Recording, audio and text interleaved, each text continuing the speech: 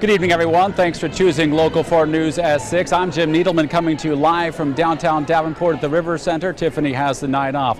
Well, one of the biggest names in Democratic presidential politics, if not the biggest name right now, is on his way here this evening.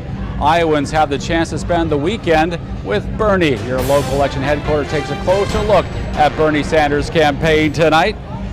Check out what is now the Sweet 17, I guess appropriate in Final Four weekend. This is what our presidential candidate art collage looks like right now. That's after Ohio Congressman Tim Ryan and Mayor Wayne Messam of Miramar, Florida, joined the race over the last week. Of course, we're focused on the man who's front and center. You could say plenty of Democrats are still feeling the burn, a favorite campaign slogan from 4 years ago. Well, the Sanders campaign raised almost $6 million within the first 24 hours after launching this latest campaign, and that momentum definitely kept going throughout the first quarter when the Sanders campaign reported raising more than $18 million in donations through the first quarter.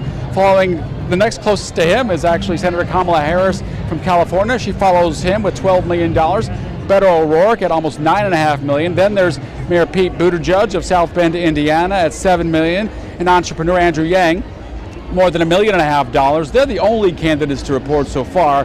The rest have until April 15th to file with the Federal Election Commission. Well, he is flying in tonight from New York. He is on the campaign trail. Here he is, though, last week in California. One big difference this time for Bernie Sanders, besides a large field, is that a lot of his rivals adopted his ideas. He's not shy about reminding voters of that. Issues like Medicare for all, public college for all, and tackling income inequality. Ideas. These are ideas that we can achieve when we stand up and tell this 1% that we will no longer tolerate their greed, which is destroying the middle class of this country.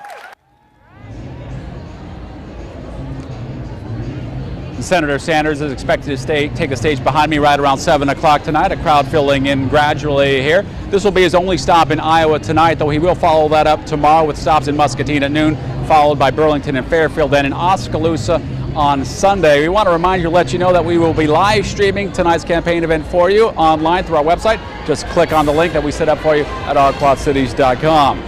Now we're going to step away from here for a couple of minutes, but we have more ground to cover regarding Bernie Sanders and his campaign. What different challenges, for example, he faces this time around as a candidate than he did, let's say, 4 years ago.